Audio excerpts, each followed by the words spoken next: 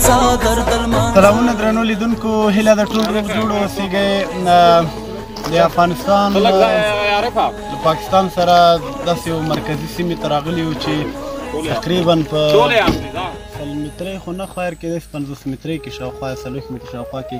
پاکستان سرحد اوسېږي. د افغانستان پوسته ده او دا خوا مخامخ چې تاسو وګورئ د پاکستان پوسته یا مرکزیت یې د دوی هېوادونو ترمنځ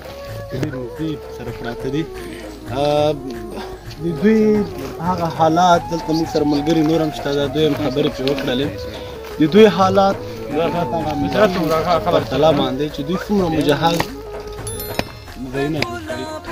او زموږ حالات او بل دې بدبختو د ځان لپاره خوشبخته دي، خو زموږ لپاره موږ چې وایو چې دې بدبختو خلکو داسې موضوع یا داسې ځایونه نیولي دي چې افغانستان پولیس یا سرحدي ځواکونه ډېر په ټیټه ساحه کې پراته دي، په داسې یو سیمه کې پراته دي چې که چیرې د پاکستان په موضوع یا ځایونو کې ماشومانو ته هم ټوپکې ورکړي، د افغانستان هغه ځایونه چې افغانستان پولیس پکې پراته دي ډېر په اسانۍ سره وکړلی شي چې نو هیلهمند یو چې هغه کسان چې د افغانستان ابرځواکونه دي، افغانستان واکمني په لاس کې لري، په داسې ځایونو باندې سرمایه ګزاري وکړي چې دا واقعیت ورته اړتیا شته. یعنې اوس داسې یو حالت شتون لري دلته چې موږ واقعیا خپله خواشیني شولو. دلته یو ښوونځی جوړ کړی دی چې کمه ساحه کې شتون لري او زه باوري یم چې کیدای شي د به تر خپل تاثیراتو لاندې هم ولري. افغانستانو موږ راغلل ډېر هغه د ځاځي میدان مرکزي سیمې ته د خوست هغه سیمه چې هغه د پاکستان سره سرحد لري او بیخي ورسره تقریبا 40 مترۍ یا 30 مترۍ شاوخوا کې راځي یا 50 مترۍ کې ورسره پراته ده چې ښکلې سیمه ده. دا سیمه ډېره ښکلې سیمه ده، بدبختانه چې د خلکو ډېره ښکلې او ډېره ښایسته سیمه ده. موږ افغان اتلان هم په دې کمو امکاناتو باندې بیا هم زلو باندې دې لارښوونو ته ماتې ورکړې ده او هر ځل یې مات کړي دي. سره له دې چې امکانات هم ډېر نصف باندې حساب دي، خو بیا هم دوی خپله اتلولي ښودلې ده او هر ځل یې خپل هغه بریاوې هغه مقاومت چې دوی ته پکار و هغه یې ترلاسه کړی دی او کړی دی. نو ملګرو ډېرې خبرې نه کوو، دلته نور ملګري هم شته، د دوی خبرې به م اورو چې څه احساس کوي. زه خو واقعا زما احساس د اوس یعنې د نه ویلو دی، زه ډېر سخت خفه شوم چې تاسې وګورئ په کابل کې څه حال ده او دلته څه کیسې دي. حد اقل یو ورځ د یو کس راشي، حد اقل یو واکمن دی راشي د دې سیمو څخه د لیدنې وکړي چې دلته د امنیتي ځواکونو چې د افغان خاورې ساتنه کوي څه حال دی، په څه حالات کې قرار لري د خلک. یعنې په ډېرو ناچیزو باور وکړئ دا اوس مخامخ هغه د تشناب یا کیدای شي اشپزخانه یې واوسېږي، باور وکړئ یعنې له تختې جوړه ده، هغه داسې تخته هم نه ډېره عادي ډېره ضعیفه تخته چې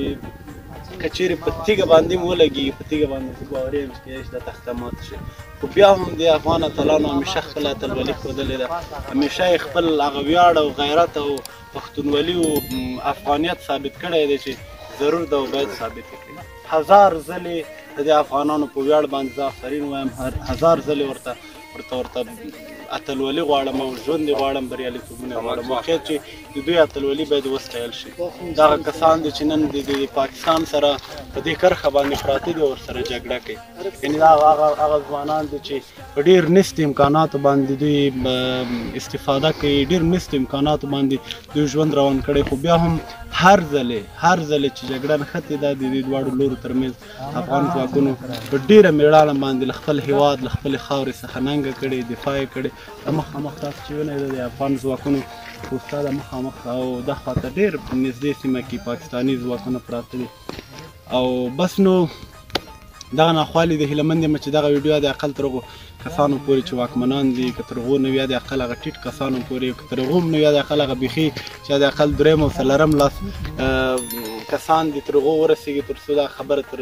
لوړ پوړو پورې ورسوي چې نور که هېڅ نه وي هېڅ امکانات نه جوړوي ورته. دا چې دوی په اسمان کې پراته دي او افغان ځواکونه په ځمکه پراته دي دا هم صحیح ده. حد اقل دغومره امکانات خو ورته برابر کړي چې سبا د جګړې په بدل کې هغه جګړه چې دوی سره نښتي حد اقل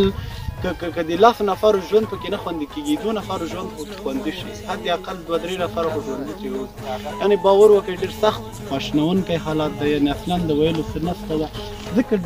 ډېر داسې یو سیمه کې افغان ځواکونه پراته دي چې اصلا د ویلو پکې څه شته دی نو خبرې پکې وکړي یعنې ډېر سخت دی زه خو شخصا ډېر سخت خواشینی شوم زموږ ملګرو هم ډېرې سختې خواشینۍ وښودلې خو زموږ په خواشینۍ باندې به څه شی وکړي هیله ده مسؤل کسان دې ته پام وکړي او دا موضوعات لږ جدي ونیسي ځکه دا د یوې ورځې خبره نه ده چې موږ ووایو چې یوه ورځ به وشي او خلاص نه دا د پیړیو خبره ده دا د یوې ورځې مسله نه ده دا د یوې افغانستان مسله ده باید جدي پام وشي دا د اصل دغه خاوره چې نشي ترې نیولی هغه ځواکونه دي چې په دې کرښه پراته دي او دفاع کوي تر هغو ساتنه او ننګه خو وکړي نو خبرې ډېرې شولې تر بیا به هم انشاءالله سره مخامخ کېږو